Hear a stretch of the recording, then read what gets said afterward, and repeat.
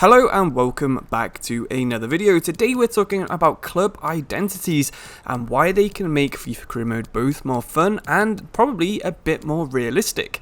You might be wondering what I mean by a club identity. Well, it's similar to a video I made on FIFA 22 where I talked about an ethos a club has. You might have seen on the thumbnail that I did try and separate three quite famous teams that are known for their identities in LA Galaxy, who like to sign a lot of older players like Ibrahimovic, or Ajax, who have a really good youth academy and constantly focus on bringing through young players, and I also included Real Madrid, who are famous for having the Galacticos with Zidane, Beckham, Ronaldo, and Roberto Carlos. So in today's video, I'm going to be telling you how you can think of one of these to implement at your club.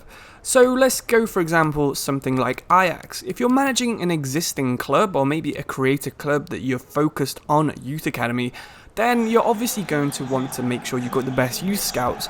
You want to make sure you're signing lots and lots of young players from the transfer market as well.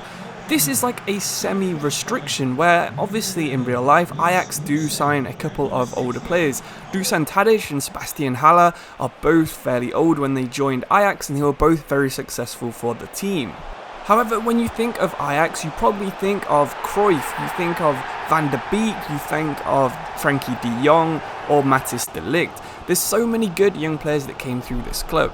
It doesn't restrict you totally from signing other players, but it does give you a guideline of the kind of players and kind of thing you should be focusing your club on. I'm going to give you some examples now from the Premier League of different kinds of philosophies and different kinds of ethoses that maybe you could implement on your career mode, and give you a couple of examples on how you could do this. So starting at the top of the Premier League, Man City are very famous, of course, for having an almost robotic transfer window. They always sign the right players, and it seems like the players instantly fit into the way that Pep Guardiola likes to play. Recently they signed Alvarez, who's going to be a really good striker, but more obviously they signed Erling Haaland, who's instantly got 2 goals in his first game. This kind of approach could be described as a transfer perfectionism, for example. So maybe if you try and implement the Man City ethos, you'll be scouting your players fully. So you won't sign players you don't know everything about, and you'll make sure they fully fit into your tactics and your squad. For example, if you've got a ball-playing midfielder that's retiring or has got a big transfer offer from another club, you should then scout for a month or two, try and find the very best player in this role. If you go a bit further down the league, you've got Arsenal. Now, Arsenal and Manchester United are two of the best teams in Europe for having really good youth academies. You've seen people like Jack Wilshere. He's maybe not been successful throughout his career, but at the start of it, he was a really good youth prospect. Similarly, at Manchester United, they do bring through 1 or 2 big name players every single season. While you do have these very similar youth focuses, both of these teams have different strategies in the transfer market. For example, Arsenal, they did try and sign some big name players, Alexis Sanchez and Mesut Ozil, around a decade ago now. They were very successful for Arsenal, but since then, they haven't really been too successful with big name players. They've stopped doing this, and they've started bringing through their youth players a bit more aggressively in more of an Ajax style. Whereas Manchester United, they have a lot of youth players coming through, and they also try and sign big name players as well. Let's say you're playing as Crew in League 2, a team that's very famous for having a really good youth academy around 10 to 20 years ago. So you're starting with Crew and you know you want to do a youth-focused save. Now you can decide which kind of branch you'd rather go towards, the Manchester United signing big name players, or the Arsenal version where you just aggressively bring through as many youth players at once. Because you're Crew, your big name players are probably going to be older players who have fallen down the leagues, but they're still going to be good enough for League 2.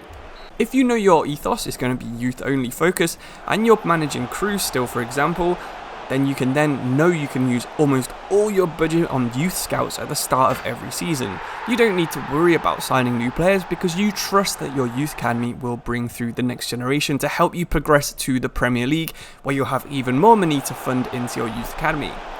Let's say, for example, you were playing as Salford. They're probably closer to a Galacticos style side in League 2.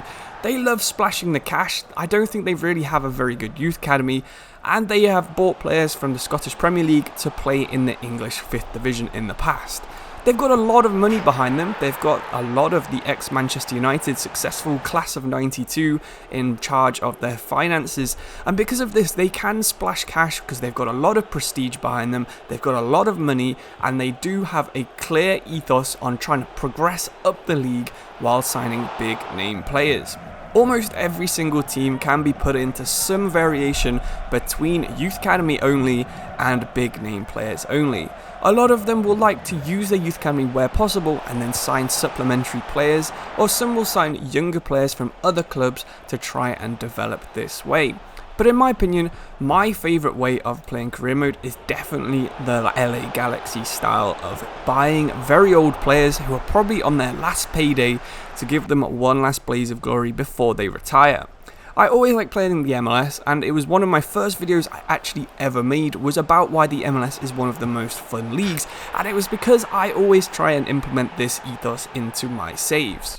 Quite a lot of the time this takes place by me signing former players who maybe used to play for the club. For example, on my FIFA Career Mode on FIFA 21 that I uploaded on this channel, I heavily use Klaas-Jan Huntelaar, not only as a manager but also as a player.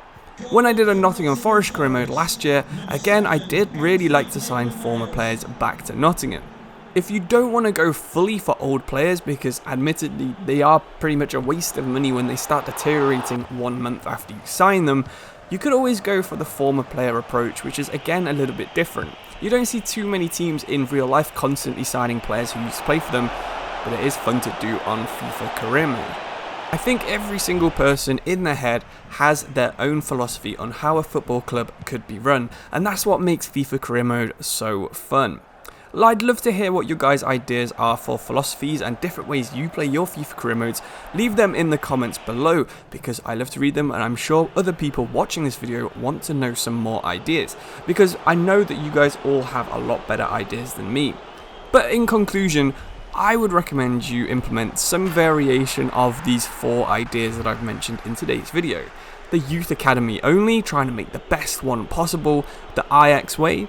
You've got the retiring legends, old school, bringing former players back to the club and decent sized transfers, which is more of an MLS kind of way of playing football. You've got the big name Galacticos, which is probably more of the Real Madrid, Barcelona style of managing a football team. And then you have the heavy scouting, perfectionist transfers that you'll see from clubs like Bayern Munich and Manchester City, who almost never make a wrong decision when it comes to signing and selling players. Of course, this can be implemented on any game. It could even be used on Football Manager if you're playing that. It doesn't have to be on FIFA 22, FIFA 23, FIFA 21, EA Sports FC, whatever you want to call the next year's game.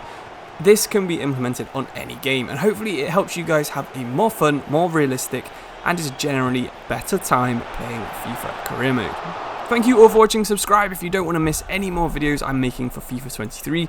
Like the video if you enjoyed any of my suggestions. Leave a comment with your identities that you like to use for your FIFA clubs. And I'll see you very soon for another video on the Geografifa channel. Thank you and goodbye.